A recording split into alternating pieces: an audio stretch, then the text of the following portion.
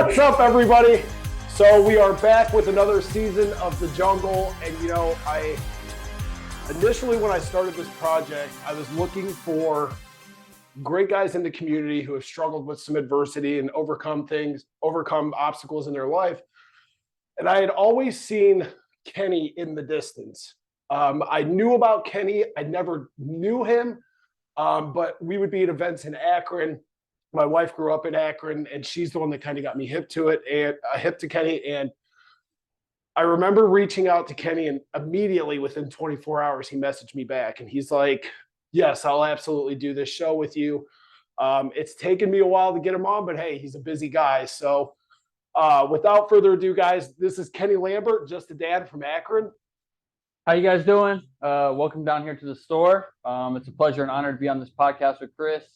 And I'm excited to, do this podcast. Guys, Kenny is doing a ton of stuff throughout the community, and he has been for years. He started this clothing store, and then he kind of did it with alongside his daughter, Amelia.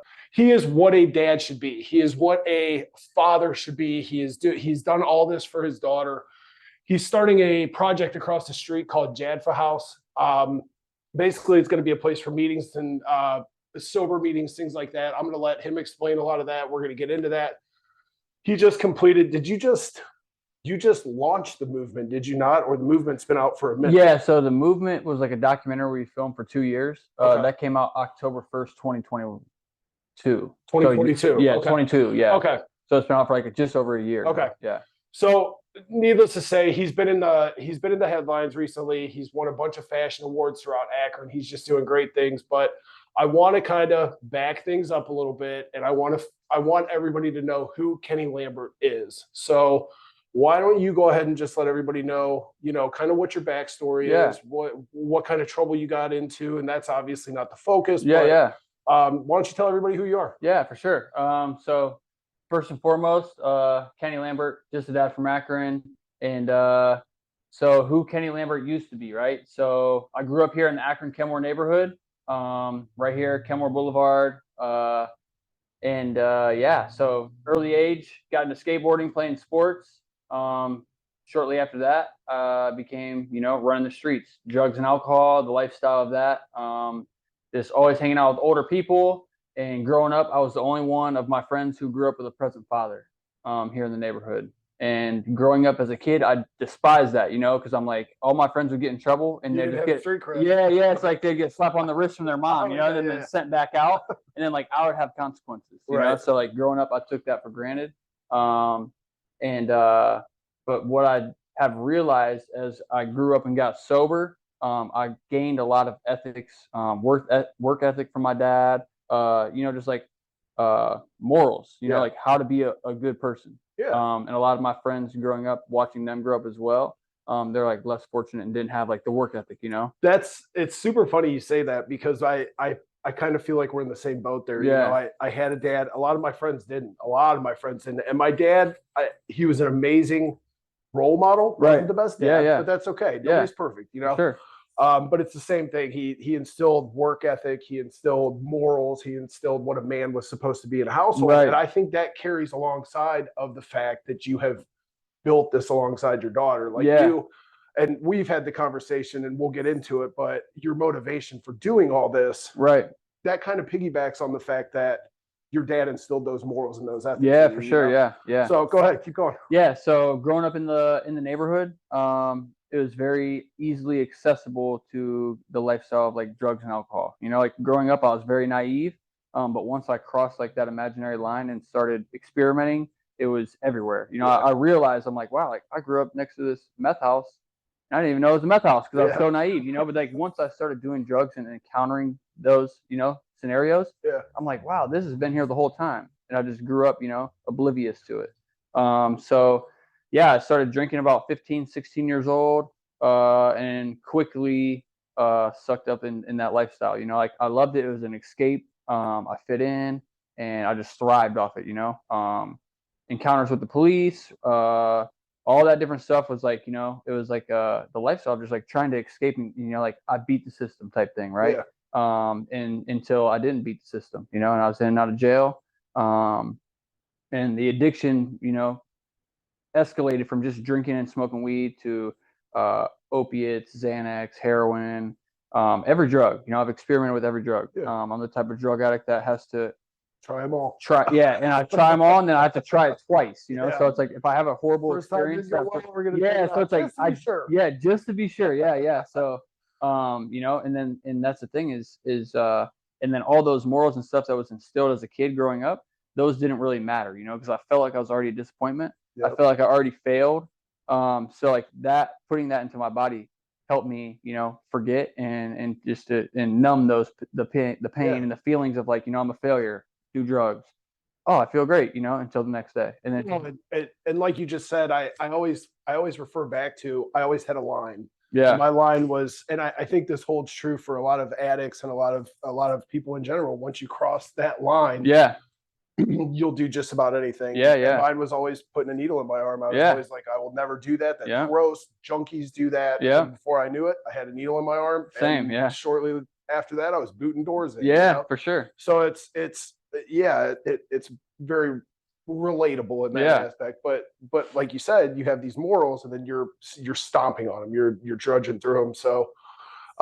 So you moved to California as well, right? Yeah, I lived out there for a little bit. So this isn't your first clothing gig. Yeah, for sure. Yeah. It's like, so talk just a little bit about the other clothing gig that you had going as well. Yeah. So the other clothing gig was called Dirty Girls.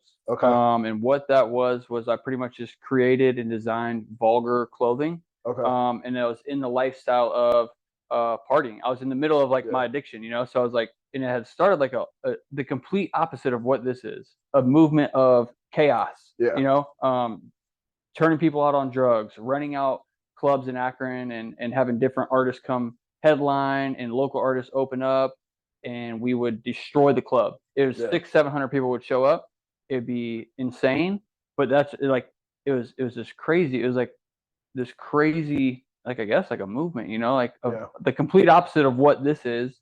And it was just destroying lives in the city, like and just not good. But we loved it, like we were just thriving off that. Well, I only bring that up because, like you said, it's at the other end of the spectrum of what you're doing now. Yeah, you know sure, what I mean? I think that's relevant because you have, again, I mean, you've shown you've been at the one end of the spectrum, and you've totally done it.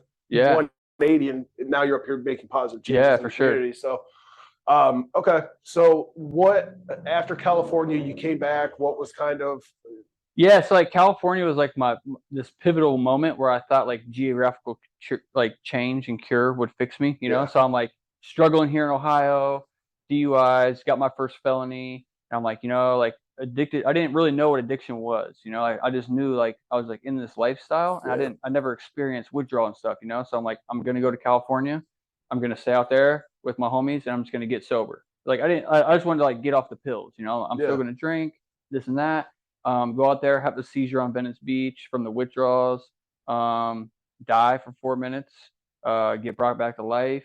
And then I realized, when I'm in the hospital there, they come in and they're like, asking me all these questions, and they gave me these papers for treatment. And I'm thinking like, this is, I thought, like my perspective of treatment or like help at that time was like, this is like an encounter with the system, like if I go get help to get sober, then I'm going to be this number, like I'm going to be, I go fill out a job application, and they're going to say, it's going to say like, oh, this person went to treatment, that's what I thought. That was my perception of it, so I stayed out there for a little bit longer. And when I flew back here, I thought my perception and perspective was like, if I do Xanax, I'll have a seizure, because that's what caused it, So I'm gonna do everything else besides that. And then that's when addiction really kicked in, and I knew, I experienced withdrawal, and I experienced all that, like, like that's when it started really becoming like a problem, like I'm not just selling stuff to, live this lifestyle, I'm stealing. I become this person that I told myself as a kid, I will never be like that person. And I had this older homie I looked up to, but like, and he had like the coolest, like fast, like BMW cars, but he was like strung out on heroin. And I'm like, bro, you're so cool, but like, I could never be that. That's dirt. You're dirty. Like that's how I looked at it. And I became that person. And there was nothing that I could do to stop it, because I didn't know, like I wasn't willing, I thought all my ways all my great ideas would get me Yep. out of that, you know, and it just made it worse or No, prolonged it. Yeah. yeah, it's being in that situation. It's funny. I tell my wife constantly, I'm like, and she doesn't know the old me, Yeah. Yeah. and so to look back at old articles and like things that I did and me telling her stories, she's like, that doesn't even make sense. But Yeah. it's you cross that line and Yeah. Yeah. you're a snowball and you're Yeah. rolling For that it's an sure. avalanche. So let's talk about. So you move back, you're going through the benzo withdrawals. Yeah. And for anybody that doesn't know, if there's anybody listening to this and you are struggling with benzos, do not go cold turkey. Benzos are the one drug that will kill you if Yeah. you try and go cold turkey. Obviously, can Yeah. you flatline for 4 minutes? So just that little PSA, always seek help if you're trying to withdraw off benzos. But anyway, so you come back. So you're in, how many times were you in and out of rehab? So like it wasn't really rehab for me. It was always jail. Okay. You know, because like so like I went to rehab twice. I went to a detox facility, rehab twice. But jail probably 20 something times. Okay. You know, because I got stuck in that cycle of like felony probation and then trying to beat the system or like outsmart them with like, you Yeah. know, using drugs and like trying to, you Yeah. know, Or I can go, manipulate I the can urine. drink. I just dropped Yeah, I yeah. just dropped the urine. I can go drink for Yep. 3 or 4 days So, before. and I didn't understand like the mental obsession yet, you know, like the physical allergy of drugs and alcohol. You know, I didn't understand like I'm an alcoholic, I'm a drug addict. Like when I put one in me, like that's never enough, you Yeah. know? And I would continue that cycle, you know, like in and out of like halfway houses, 2015 halfway house for 6 months, made it through there without using. First night I get out, you know, like, and I'm going to meetings and stuff, but I'm using that as like a pass, so I get out of the facility. So I Yeah. go to a meeting, don't listen or make any connection to what's going on. I'm just like, yeah, this is freedom, you know. So I'm like just enjoying fresh air. Yeah. And then go back to the facility. And then when I get out, you know, I had this whole case plan of like, I'm not going to drink, I'm not going to use drugs, I'm not going to hang out with these people. But I didn't put any of that into action those 6 months, you know. So it's like all these like hopes and dreams. And then I get out and first night, blackout, wasted. Yep. And I show up at my parents' house at like 3 in the morning. And the whole time, you know, it's like on the phone and in the halfway house talking to them, they're so happy, you know, like they're like, wow, like you sound great. Like you have all these goals and dreams. And I'm like, yeah, you know, like I really want to do this. First night out, blackout, wasted, and they knew though. You know, I show up at their house like 2, 3 in the morning, and they're just sitting on the couch, and I'm like, what are you guys doing awake? It's the intuition. Yeah, and they're like, There's we knew, intuition. yeah, like we knew you were gonna do this, and I'm Yeah. like, what do you mean? And it was like that disappointment, all that disappointment, and like Yep. everything came back, and that just like fueled me. I'm like, well, I already screwed up, you know. So boom, back out drinking. 2 weeks later, I'm back in jail. Yep. So it was a lot from like 2012 to like 2017. It was that whole probation of in and out of jail. I'd start doing good, and then drop dirty or violate, and they'd be like, "Okay, you go to jail for 6 days. You go to jail for a week." Then what was your in my go at my go around Yeah, or my experience there's my feelings are there is a moment where you decide that you're going to push to get sober and Yeah. clean your life up. yeah, But then there's also, and you could define that as the rock bottom. yeah, I feel like there's also another point where once you get a little further down the road, and then you have to deal with all those emotions that you've been numbing for so Right. long. You know, it's kind of like you make that choice that you finally had enough, so you clean your life up. But then mine was like I got arrested, and at that point I was like, and I was looking at 8 to 24 years. yeah, And so when I got arrested, I was like, okay, well, I'm obviously done. Like, I want to make sure that I get through this and I don't ever want to do this again. But then it was 4 months down the road when my kids came for visitation in prison, and it was the jaws of life around my neck, and I had to deal with all those raw emotions. right. So for you, what was the moment that you were finally like, or was there multiple moments where you were finally like, this is it? Like, Yeah. I'm not. Oh yeah, I'm hard headed. So like that was like my rock bottom. I'll be like, oh, I've reached rock bottom. And I'd get sober, like go to treatment for, you know, however long, and I would easily forget. Yeah. You know, so then I'd come back out, and the one that sticks out to me the most is I went to IBH 2016. I was there for like 90 something days, and I was in jail 6 months prior to IBH. So it was like 6 months in jail, then IBH. And when I got there, you know, I was like, wow, like life's so great, this and that. And they're teaching me all these tools, how to stay sober and like how to live in Yeah. recovery. But my best thinking, because that was my first go around with recovery, was like, well, I'll take some of these tools. You guys can have these. Like, Yeah. like I thought I knew myself better than these people knew me, right? And that wasn't the case. I can do it better. Yep. And so like what I did was I took some of the tools, like I'll go to some meetings, I'll get a few like males in recovery and like talk to them, but I'm not gonna like share my feelings. I'm not gonna do this. I'm taking all these things to the grave, right? All the stuff that's keeping me sick, right? And I ended up relapsing. And what they always told you in treatment, what was I always heard was, if you go back out, you pick up right where you left off. Yeah. Right. And I'm like, there's no way. I was so bad. And I relapsed, and that's exactly what happened. Yeah. And that was the time when my daughter, was my daughter's mom was pregnant with my daughter. Okay. And I thought I would celebrate, right? Like, yeah, I'm about to have a kid. Let's celebrate. Stupid, And yeah, it's like the whole 9 months, she was pregnant. I was off running, ripping and running, and that's when it got worse, So it's like I thought I had reached rock bottom. Then it's like that trap door, and then it's like that 9 months in between there was like that's what led me to my real bottom. My daughter was born, and at the hospital, I'm in there, and everyone from the meetings in recovery is like, they knew, like some people knew I relapsed and was like doing bad, but they're still calling me like, congrats, man, like we want to come see your daughter, and I'm like, oh no, like you have to wait till we get home. And all the people I'm using drugs with, I'm like, yeah, come see my daughter, but like bring me drugs. Like you can only come see her if you bring me drugs. And that's how selfish I was, man, because like in the moment I didn't realize like you can't come see this beautiful little girl that God just blessed me with, right? Unless you're bringing me something. It's not even about her. It's about me, right?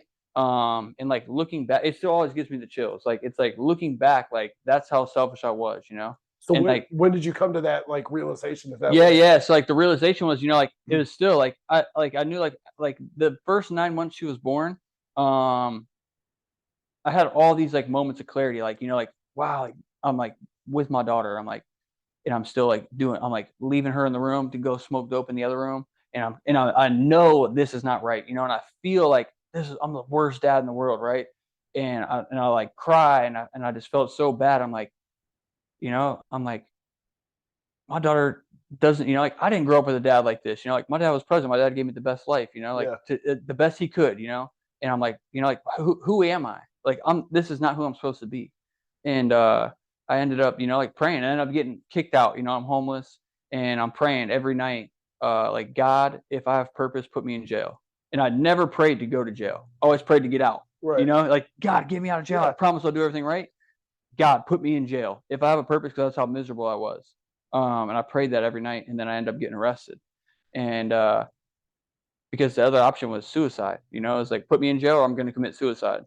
Because I knew that my daughter deserved a better dad, right? Yeah. And if I were to overdose and die on drugs or commit suicide, my daughter would grow up and be like, well, who was my dad? Yep. And the person I was at that time was not no one good, like they'd have been like, your dad was a junkie, your dad was this, your dad just stole and robbed and everything and that. Then it's like, who's going to raise my daughter?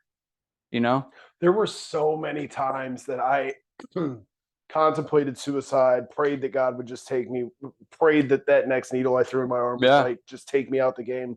And then I remember the house that I got caught in. A guy came home, and he walks in his house, and I've got like a safe and some other stuff by his door. And he was an older man, and he was small. Yeah. But I've always been a gentle giant. Yeah. I've never been like aggressive towards people. And he stops and he says, "Who are you, and why are you in my house?"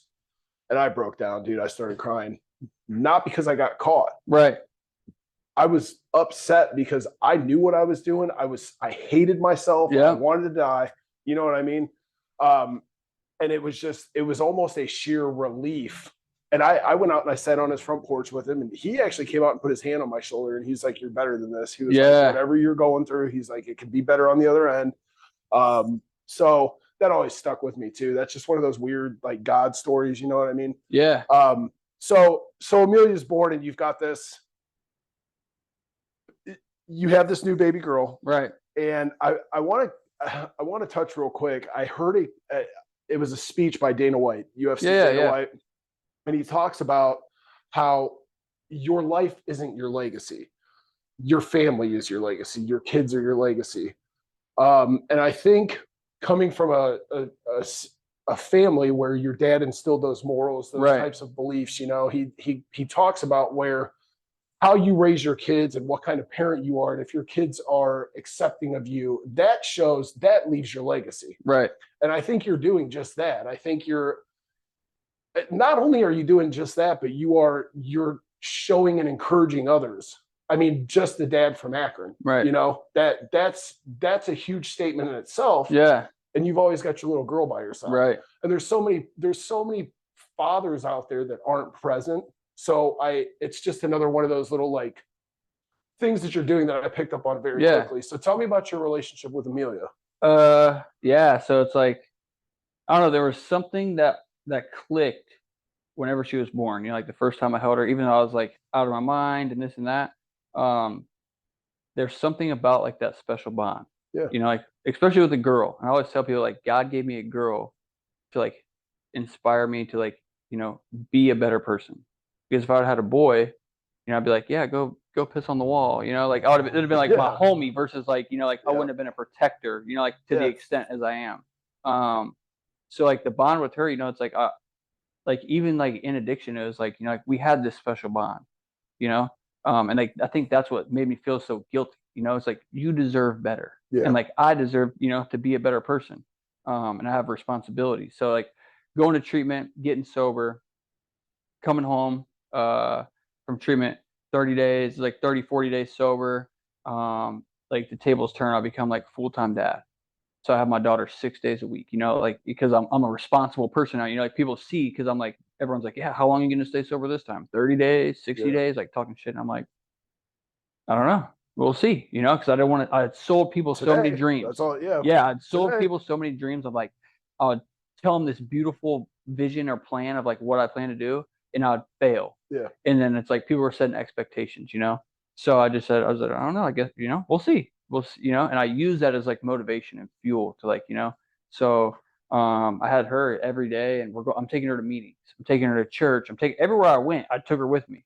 And the first year we went to like every fireworks and like Rubber Ducks baseball game and carnival within like 50 miles. That's our thing, you know. And we start like hanging out with other I find like newer dads in recovery, you know, 30, 60, whatever, however sober, and they have a little kid.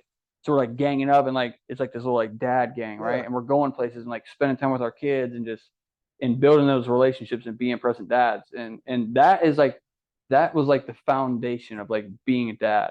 So like, and I feel like now it's like I've set that foundation, and like the early recovery was like so amazing with like the time with my daughter. It's like now it's like I had set like this you know, like this crazy expectation, you know, like these expectations of like being a great dad that I have to like now live up to, you know, or like I have to, and it's hard because I wasn't running a business or anything then, you know. So it's like all that time, you know, it's like, and I still get to spend time with her, but it's like not as much. I wish I could just spend time with her all day, every day, you know, and like still have some way, have like a source of income, you know. I'm like, that would be the goal long term, but it's like, you know, it's like the moments, you know, I don't want to miss these moments, you know, like when I got sober, I got to watch her take her first steps, you know? Yeah. And I was like, I don't know, it was like the first month I was sober, I think.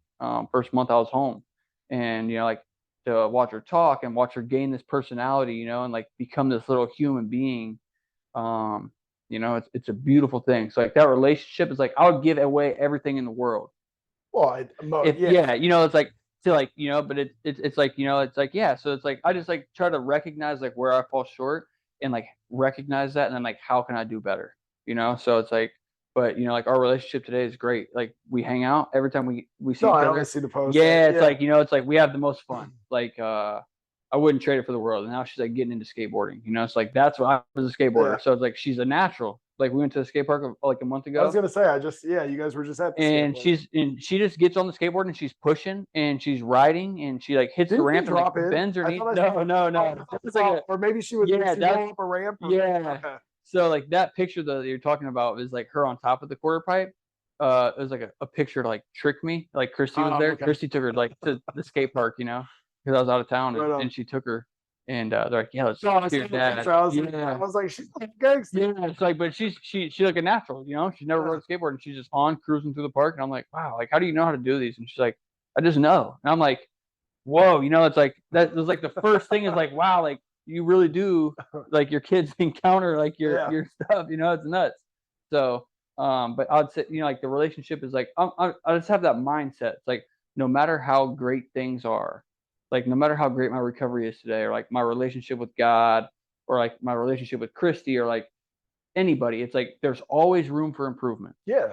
And I guess just like early in sobriety, I just learned to never be like content with like what it is. And that's like a good thing and a bad thing, It's like the greatest thing, like when the documentary came out, or like great milestones of like achievements, success. It's like, cool, what's next, Well, and that's the whole point of the podcast was, and most of the guys that I've had on here are guys that have come from felony backgrounds. Yeah. And they're just doing amazing things. And like you just said, you've had the motivation, you've had the drive, you've had the determination that you're going to make something happen. Yeah. You weren't going to fail this time. We build monsters. Like that's Yeah. the whole, you know what I mean? That's the whole preface of that whole hashtag phrase, whatever. But so you decided to start a clothing store then. Yeah. Yeah. So, and that's one of the main, that's one of the main things that I love about you, because you didn't just go work a 9 to 5 to take care of your family. You didn't just go say, I'm going to hop in the rat race and work 40 hours a week. You were like, no, I'm going to do something bigger. Yeah. And you've not only started a clothing company, but you started a whole movement throughout the community. Right. You got your 501(c), which is a nonprofit for those that don't know, for the Jaffa House. Like you're just doing amazing things. So tell me, what was starting off with like the clothing store? Yeah. How did that all start? How did it all come about? Yeah. So like, like the first 2.5 years in sobriety, that was like 2.5 years in sobriety. And then like this vision came about. So it's like, I've worked every job possible. I've done janitor, I've done cook, everything. And leading up to this, I've done welding. And then like the leading up to like opening the store was excavation. So like the first 2.5 years, that's mainly what I did, was like excavation. So I did that, and like just growing with God and like in recovery and stuff like that, I knew like my story and just like how I was growing and like how God was going to use me was greater than just to, work a normal job. Yeah. And there's nothing wrong with, like, some days I wish I worked a normal job, because it's like so much stress running a business and stuff. It's like, I wish I could just go punch a clock, do my hours, and then that's it. And like, then I don't have to worry about it. Well, but I mean, like you said, you left it in God's hands. And I have to be honest, dude, you're an inspiration around the community. I appreciate it. So he had bigger plans for you. Yeah. So like 2.5 years, I'm like doing the excavation. And I just start praying, like, God, like, I know that you have a greater purpose, like for me. And I always I've always had the thing for clothing, so I was like, it was like God gave me the vision of Just a Dad from Akron. So it was like to create positive, inspiring clothing, so like mental health, merchandise, addiction recovery merchandise, community merchandise, or faith-based, stuff that like empowers people. Yeah. Stuff that is the complete opposite of the old brand, right? So it's like to make positive, uplifting clothing and build community instead of destroy it, and give back instead of take. So like, I sat down with one of my good friends, Noelle Beck. She had raised me as a kid, like a mentor, at the place next door, First Glance, Urban Youth Community Center. And she was a positive role model, like genius, like she's like an evangelist, like super powerhouse for God, and like mentors and loves kids in the neighborhood, and like just loves them when they can't love themselves, and that's what she did for me. So when I got sober, I went back and volunteered, and I told her like, yeah, this is my business idea, and she's like, well, let's meet up, and like just start putting the foundation of it together, like your vision, this and that. And we did that for like 6 months, and I had like tons of notebooks, and then like I just kept praying, and in March 2020, God gave me, he's like, yeah, he's like, launch a business. So I launched it, and 2 weeks later, I launched it, and everything's going great. It's just a website, it's taken off, and 2 weeks later, it's like COVID, and it's like the whole world shuts down. And I'm like, God, like, you gave me this, you told me, like, and gave me the, like, the direction to like do this. And I'm like, how's this going to succeed? And I just kept praying. I just kept that mustard seed of faith, and like, and just kept praying, and like the unthinkable happens, right? So it's like COVID happens, world shuts down, news hits me up for something I did. I like made this first like dad award for one of my buddies I haven't seen. I didn't see him. We were best friends in middle school. Didn't see him for like 10, 15 years. See him on social media. His kid was like 6 or 7, battling with like terminal cancer. And I'm like, that's inspiring. Like, that's the type of dad I want to be, Yeah. you know, like that. Like, and so I reach out to his family and I'm like, hey, like, I want to surprise him, you know, like with this, like, we haven't seen each other in 10 years. I want to surprise him with this dad award. News picks that up, puts it out, company takes off. Social media, you know, like internet sales, that's all it was. And start making all this money from the sales and stuff. And I'm like, all right, like, how do I give back to the community when everything's shut down? Yeah. Right. So I pray about it. And then I end up linking with First Glance, like next door. And we did a whole bunch of like groceries, you know, so we're buying groceries, buying toilet paper. I had like the secret plug on toilet paper, you know, so I'm like going and buying it. And like this lady asked, like when I'm buying it one day, I'm like buying like 50 packs of paper. And she's like, oh, you're one of those people. And I'm like, what do you mean one of those people? And she's like, you're buying all this to hoard it. I'm like, no, actually, I'm giving it away. And I'm like, you want one? Like, as I'm at the cash register, and she's like, you know, because like that's the thing is like when you have tattoos, people see and they judge you. So she's like, Yeah. and like that's the reason I'm like, okay, like that's cool because I want people that don't know me to like look at me and judge me. And then if they find out like what I do later, that's cool because I want it to like change their perspective, you know? Yeah. And Well, she'll be like, I love that you said that, like Yeah. the guys with the tattoos, but it's in general because it's just that and now, I mean, it's 2023 at this Yeah. point. Everybody has tattoos, yeah, but there's still that stigma. with Yeah. like I walk around and people think I'm like just this angry, like I don't know, like mean, Yeah. aggressive, and I'm Yeah. like I'll come and give you a hug and a heartbeat. Right, You know right. what I mean? Like Yeah. I'm a huge baby. Yeah.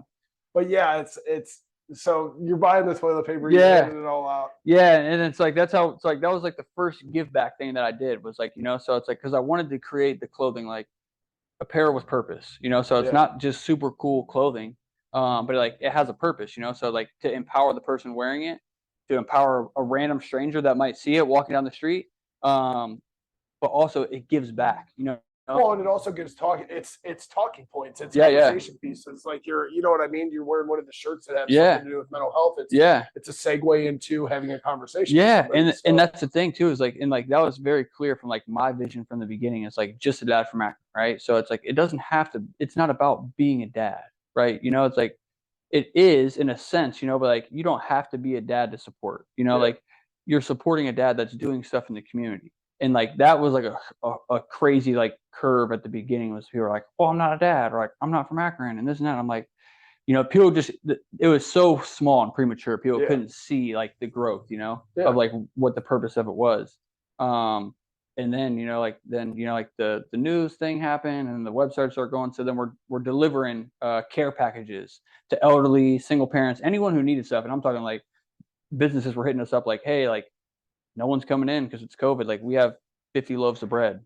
It's all like brand new, like good to go. Like you guys want it? And we're like, hell yeah, you know, and like different stuff like that. And we're just bolting like bags and bags of care packages and just dropping off on people's porch, you know. And that was like God led us to do that because he made a way. So fast forward 2021, business had just snowballed from there, you know, 2020, and it started like picking up and like gaining traction. And I'm like delivering orders every day after the excavation. Me and my daughter just getting in the car. We're delivering all the online orders and just meeting people because I wanted to hear their testimony. I want to hear like, oh, like how do you relate? Like what drove you to like buying the clothes? You know, like so they tell me their story, like how their son's battling addiction, or like how they're in recovery, you know, or just you know, I felt led to support. And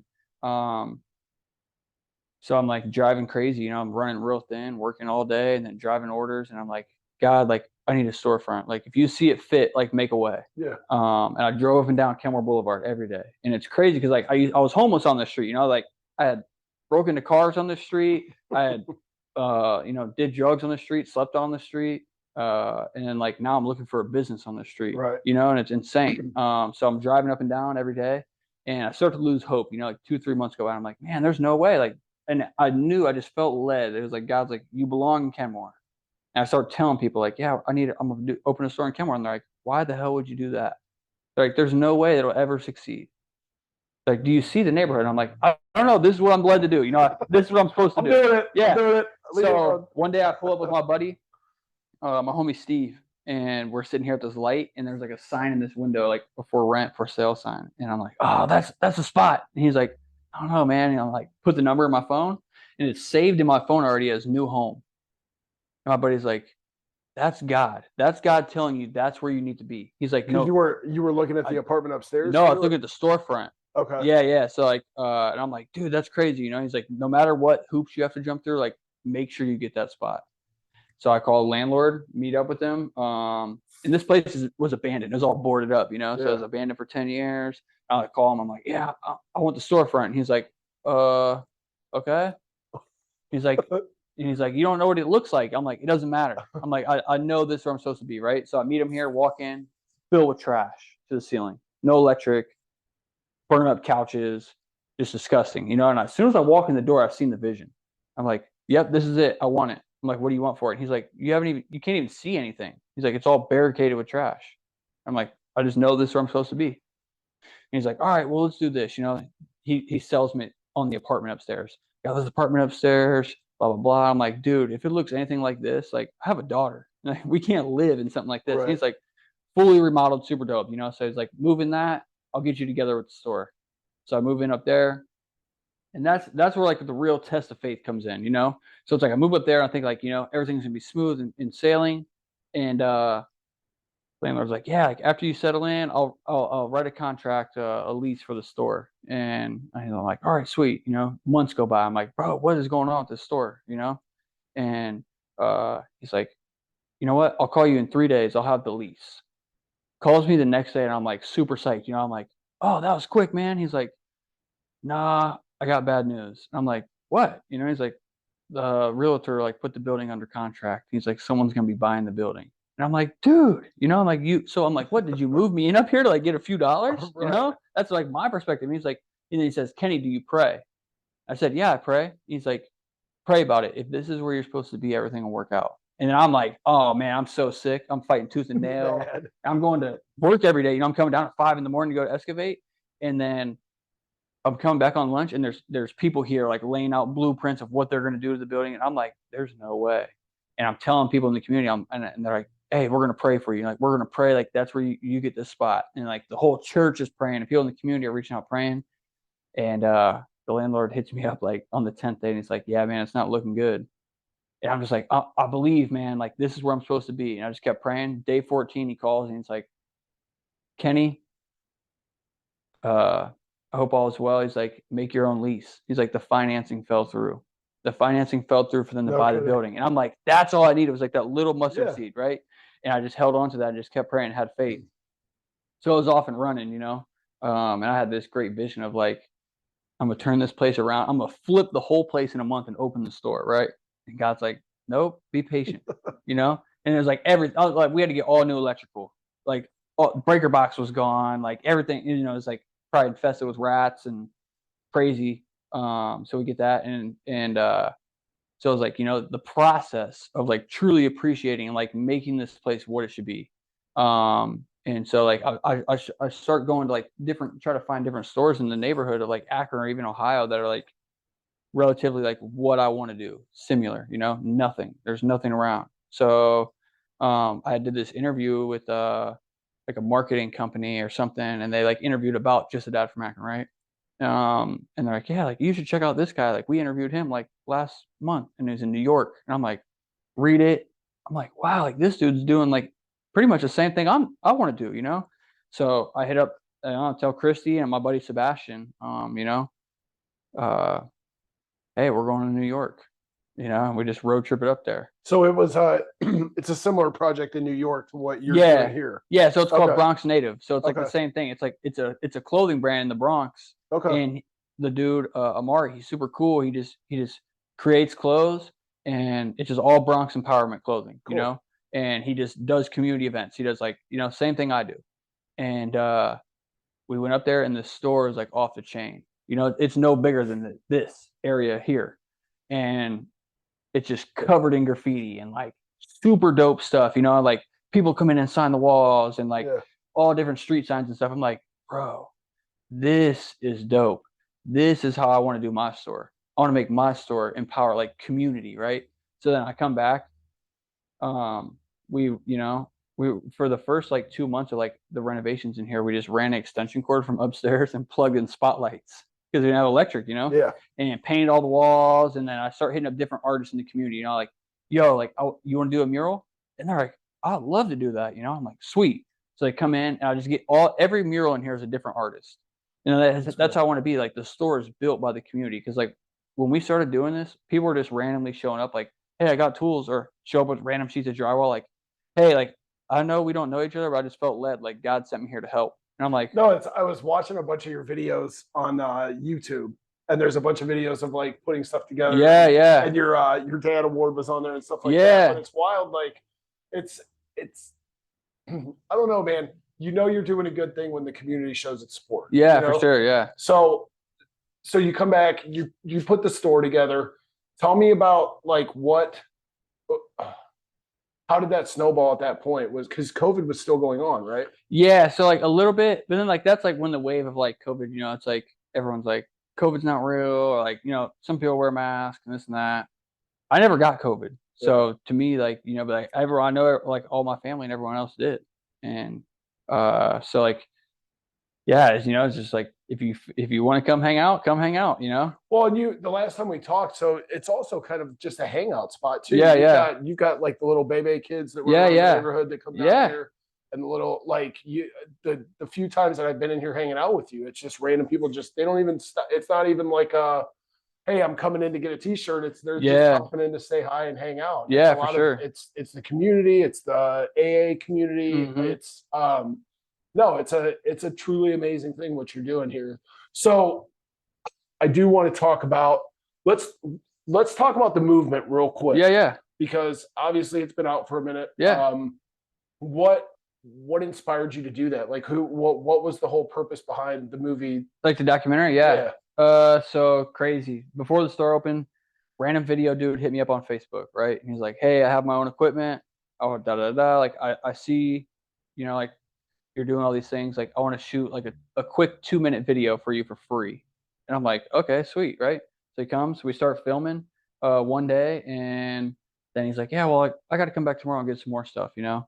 And we're like, all right, cool. And then he just came every day for 2 years and just filmed every day. Clips. Yeah, like no, like so we start filming all this stuff. We just have all this footage, right? So after 2 years, he's like, bro, we got 600 gigs of footage.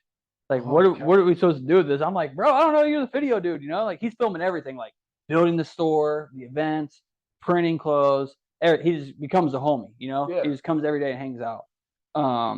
In video, and it become family, you know? So it's like, you know, then after like that, or like, yeah, he's like, we have all this stuff. Like, what do we do with it? I'm like, I don't know, like, let's make a movie, you know? And he's like, yeah, that could be cool. We can make like a little documentary. So we just got like the missing pieces that we needed to make it a documentary. That's so cool. And I told him like from the beginning, I'm like, I don't want this film to be about me. I don't want it to be about Kenny Lambert, you know, like I want it to be about just a dad from Akron. So people understand greater, like just a dad from Akron isn't Kenny Lambert, you know, like that. It's a business, and it's the community. Yeah. Like just a dad from Akron is what happens when everyone comes together and they want to make a positive change. They want to support a local business, and they want to just, you know, make the community a better place for the people here. Well, and so let's segue into that, because James Anderson just did his yeah.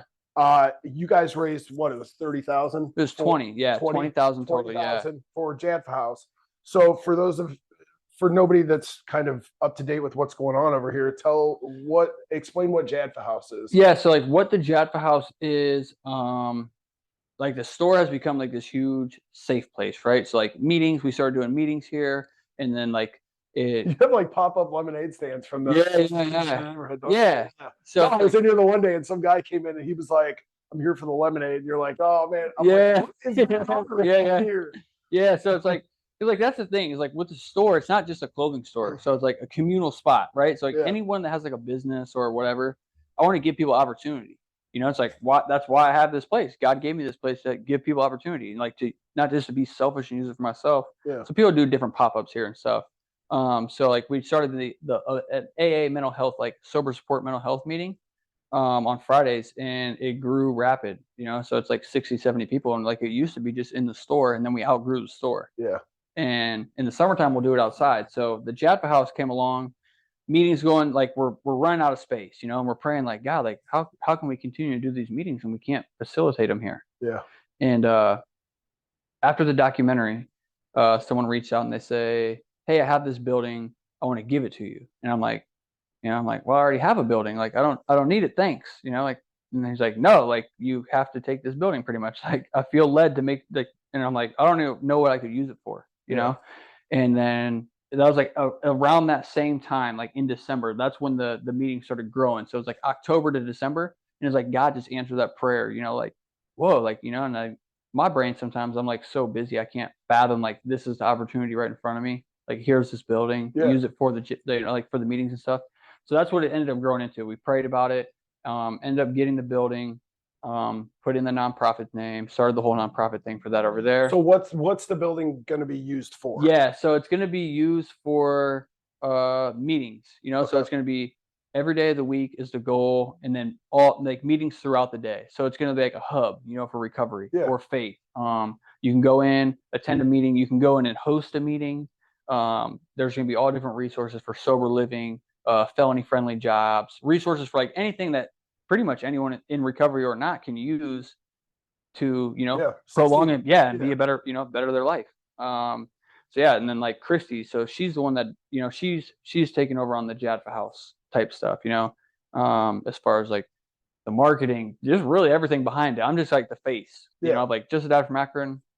I get the word out and let people know like, hey, this is what it is, and she's the back. They've got. Has anybody ever told you look like Jacoby Shaddix? I don't know who's that. Papa Roach. Oh no. Oh well, they got you got the celebrity face, so there you go. So it's like that.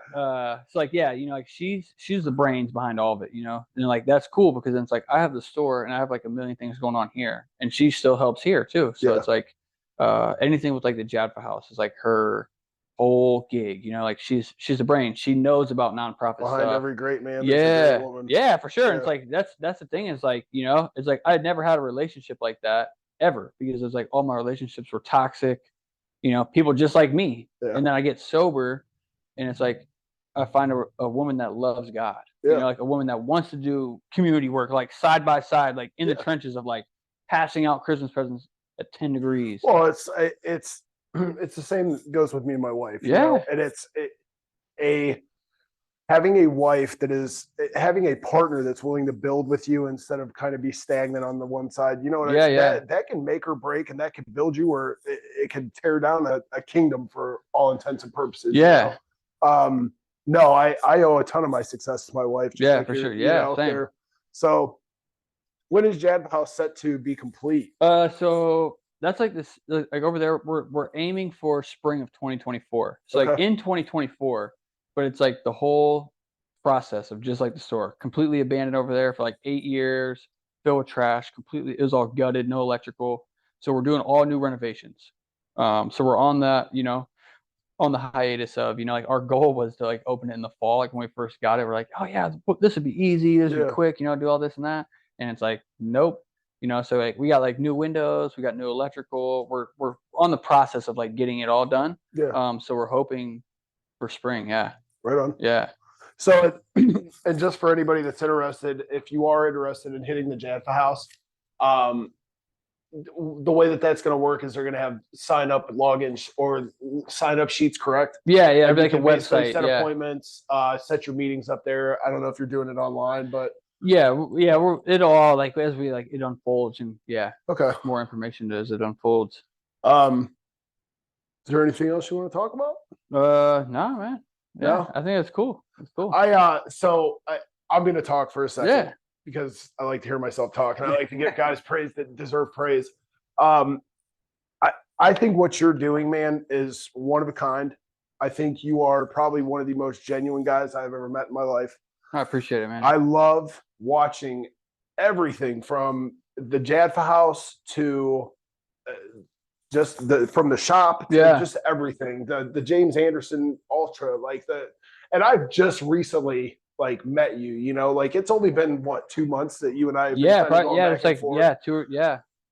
But and I say this in every one of my podcasts, at this point in my life, if you're stagnant, if you're not growing, I just can't be around you. I love you.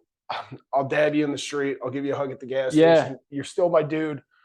I don't want to grow along stagnant people because or walk along stagnant people. And to see somebody like you in the community, man, you have been a complete inspiration since I caught wind of you.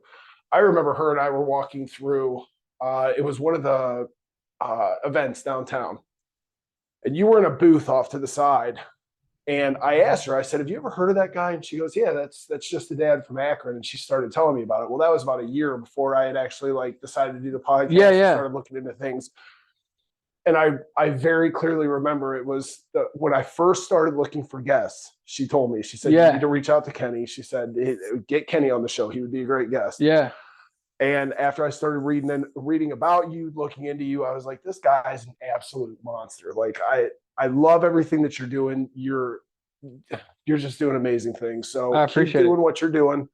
I'm super glad that we got to become friends. Oh yeah, for sure. I would love to have you back on, and we'll maybe get a couple other guys. Yeah. I want to start doing like little like circle and just have the guys shoot the shit. But I really wanted your story out there because if nothing else, I want to promote even further what you're doing. Yeah, for sure. I appreciate it greatly. So with that being said, we're gonna wrap it.